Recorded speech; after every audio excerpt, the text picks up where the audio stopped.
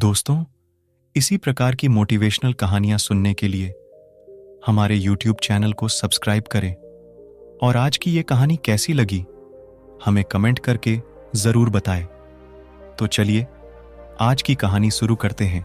भीड़ भाड़ से अलग होकर जब भी कोई इंसान अपने साथ अकेले में समय बिताता है, तभी उसके दिमाग में नाना प्रकार की चिंताएं जन्म लेने लगती है।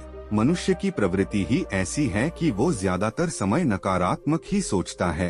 अपने लक्ष्य को कैसे प्राप्त किया जाए, ये सोचने की जगह है वो ये सोचता है कि अगर लक्ष्य पूरा नहीं हुआ तो मैं क्या करूँगा। और इस प्रकार की नकारात्मक विचारधारा के कारण जीवन परांत डर डर कर जीता रहता है। अगर पूरी बुद्धिमानी और सजगता के साथ इस डर को समझाना जाए तो यही डर इंसान के पतन का कारण बनता है। ऐसा मनुष्य जो खुद पर संजय करता है, खुद पर संदेह करता है, भला वो कैसे सफल हो सकता है। लेकिन बुद्धिमानी से अगर इस डर का उपयोग किया जाए तो यही डर उसकी सबसे बड़ी ताकत बन सकता है। काश केवल एक बार उसने खुद पर विश्वास किया होता तो उसे मालूम होता है कि उसके डर में ही उसकी ताकत का रहस्य छुपा हुआ है। ये कहकर सन्यासी चुप हो न गया और चुपचाप अपने कदमों पर ध्यान लगाते हुए जंगली घास पे से आगे बढ़ने लगा। संध्या का समय था। सन्यासी और एक लकड़हारा जंगल में से होकर गांव की तरफ निकल रहे थे। सन्यासी के ये शब्द लकड़हारे को कुछ समझ में नहीं आए। वो सोच रहा था कि डर में ताकत कैसे हो सकती है। डर तो आदमी को कमजोर बनाता है।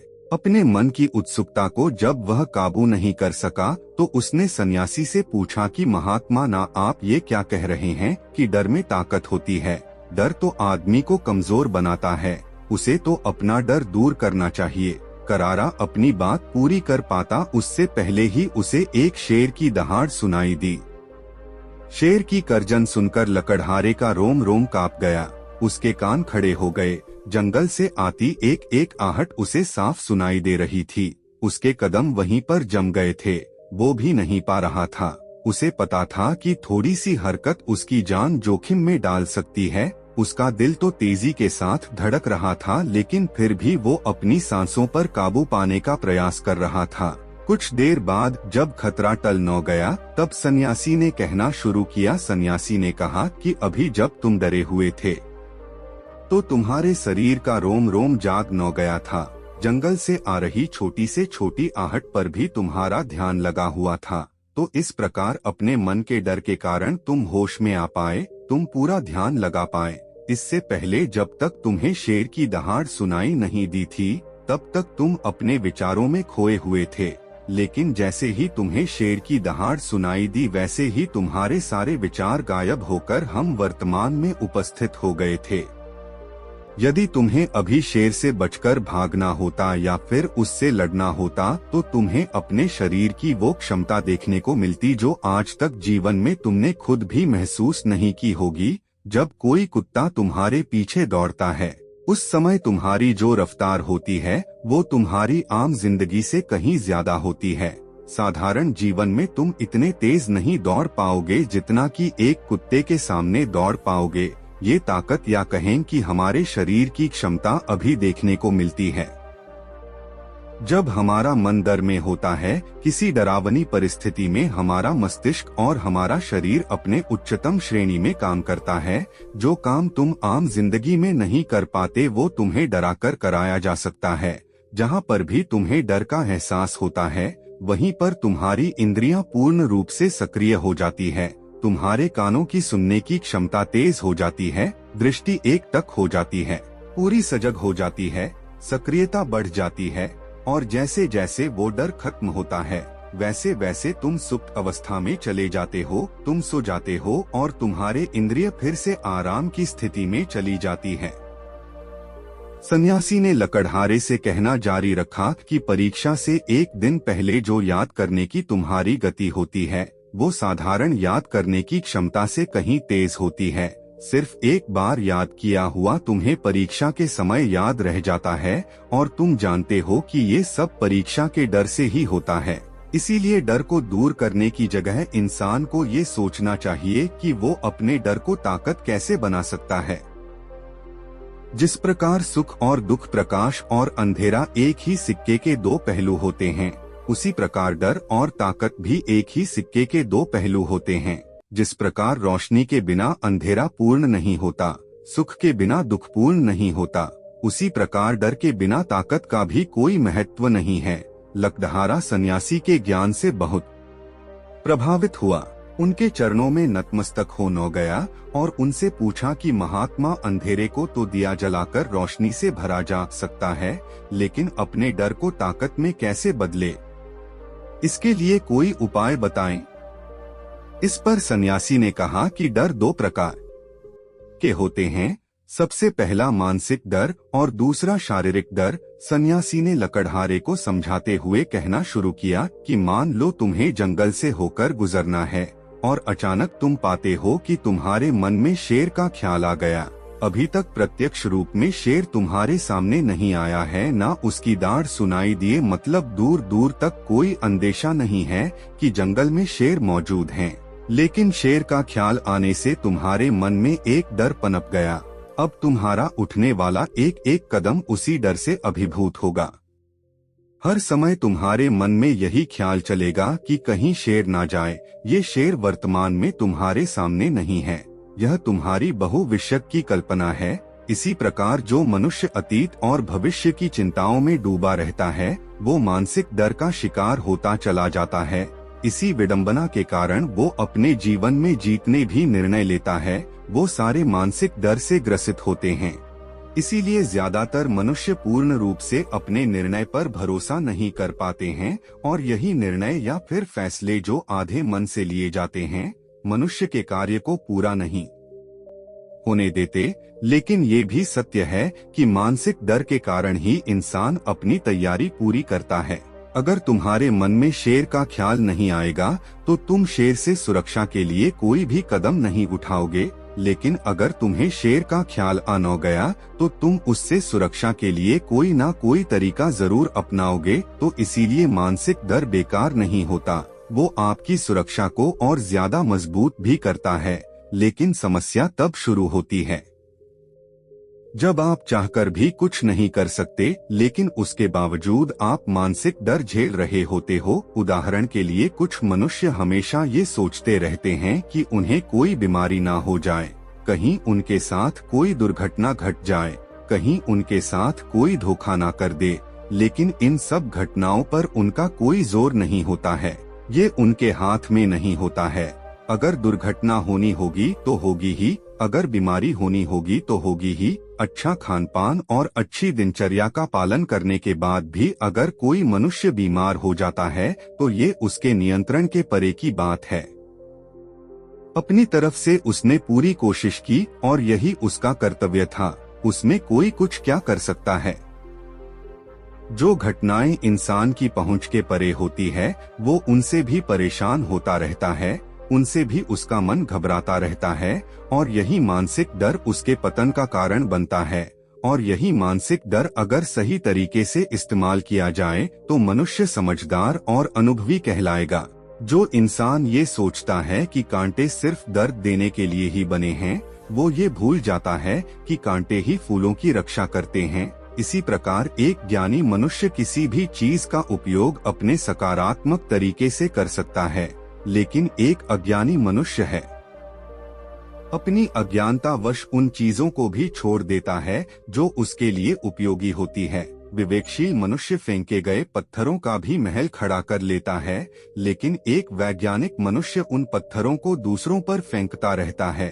अगर किसी मनुष्य को अपने मानसिक डर को ताकत में बदलना है तो उसके कुछ नियम हैं, कुछ उपाय है। सबसे पहला उपाय अपने विचारों का निरीक्षण। अगर हम अपने जीवन में अपने विचारों का निरीक्षण करेंगे तो हम पाएंगे कि ज्यादातर विचार हमारे काल्पनिक होते हैं और इसीलिए जो डर उन विचारों के कारण पनपता है वो भी काल्पनिक होता है।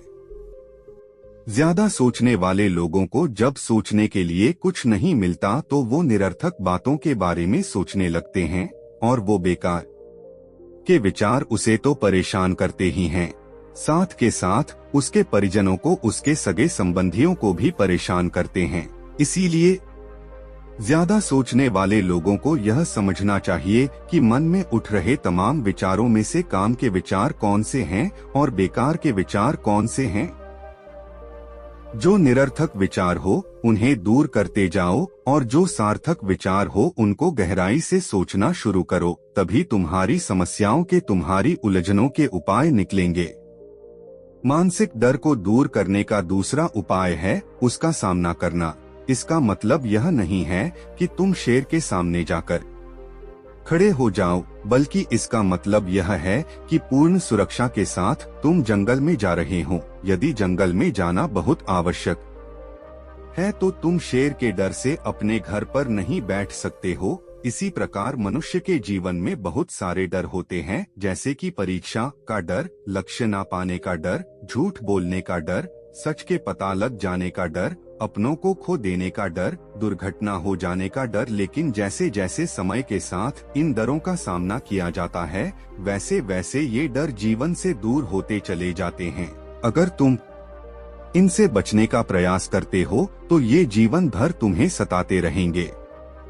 ये तभी दूर हो सकते हैं जब तुम इनका सामना करो। कुछ लोगों को तो दूसरों के सामने खुलकर बात करने में भी डर लगता है। ऐसे लोगों को अनजान लोगों से बात करनी चाहिए। जितना ही वो लोगों से बात करेंगे उतना ही उनके मन का डर दूर होता जाएगा। मानसिक डर को ताकत में बदलने का तीसरा उपाय है अपने डर को स्वीकार करना। बहुत से लोग अपने जीवन में अपने डर को स्वीकार ही नहीं कर पाते। अगर आप उनसे पूछेंगे कि उन्हें किस चीज से डर लगता है तो वह साफ इनकार कर देंगे कि उन्हें किसी चीज से कोई डर नहीं लगता। लेकिन दूसरों की नजरों में ऊंचा उठने के लिए ये झूठ उन्हें बहुत महंगा पड़ता है। अगर वो अपने डर को स्वीकार करना नहीं सीखेंगे तो वो जीवन पर्यंत उस डर से मुक्त नहीं हो पाएंगे। इसीलिए समझदारी इसी में है कि अपने डर को स्वीकार कर लिया जाए। अगर आपको किसी चीज से डर लगता है तो किसी से शर्माने की या झिझकने की जरूरत नहीं है।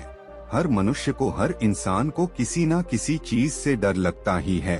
और आप पाएंगे कि जैसे ही आप अपने डर को स्वीकार करते हैं वैसे ही आपका डर खत्म होना शुरू हो जाता है। और जितना ही आप अपने डर को छुपाने की कोशिश करेंगे आपका डर उतना ही मजबूत होता चला जाता है। ये सारे तरीके तुम्हारे मानसिक डर को दूर कर सकते हैं। लेकिन शारीरिक डर को दूर करने के लिए तुम्हें दूसरे तरीके अपनाने होंगे। सबसे पहले ये समझो कि शारीरिक डर कौन सा होता है। मान लो तुम किसी जंगल से गुजर रहे हो और अचानक तुम्हारे सामने शेर आ जाता है। तुमने पहले नहीं सोचा था कि शेर तुम्हारे सामने आ सकता है, लेकिन जब वो तुम्हारे सामने आता है तो तुम्हारी सारी शारीरिक गतिविधियां शिथिल हो जाती है, तुम्हारी सांसें अटक जाती हैं, मस्तिष्क काम करना बंद कर देता है और तुम्हारा दिल तेजी के साथ धड़कने लगता है। तो इसीलिए जब बिन सोची बात हमारे साथ घटित होती है तो हमारा शरीर उस डर को महसूस कर पाता है और वही शारीरिक डर कहलाता है। ऐसे समय में शारीरिक डर को दूर करने के कुछ उपाय हैं, कुछ तरीके हैं।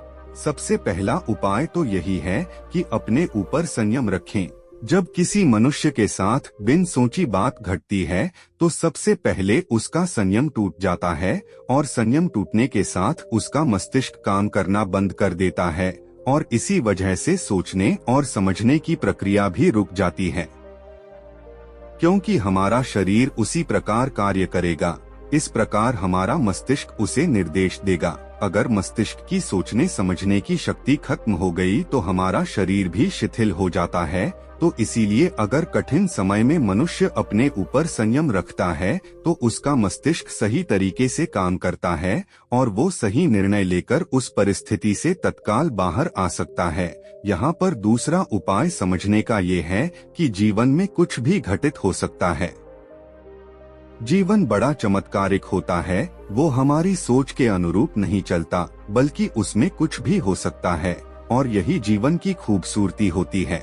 अगर आपको आज ही पता चल जाए कि आने वाले 10 साल तक अब क्या कर पाएंगे तो आपकी जीवन में से रुचि खत्म हो जाएगी। लेकिन अगर जीवन एक रहस्यमय किताब की तरह बना रहेगा तो आप अपने जीवन से कभी नहीं थकेंगे। आपका जीवन आपको आश्चर्यचकित करता रहेगा। इसीलिए यह समझो कि जीवन में कुछ भी घटित हो सकता है, तुम्हारी सोच से परे भी घटित हो सकता है। इसीलिए कुछ अनुमान मत लगा लेना। किसी सोच को लेकर सन्यासी ने अपनी बात खत्म करते हुए कहा कि इन तरीकों से तुम अपने मानसिक और शारीरिक डर को दूर कर सकते हो और आनंद से भरा हुआ जीवन जी सकते हो। तो दोस्तों, कैसी लगी ये कहानी आपको कमेंट सेक्शन में कमेंट करके जरूर बताना। नमो बुद्धाय।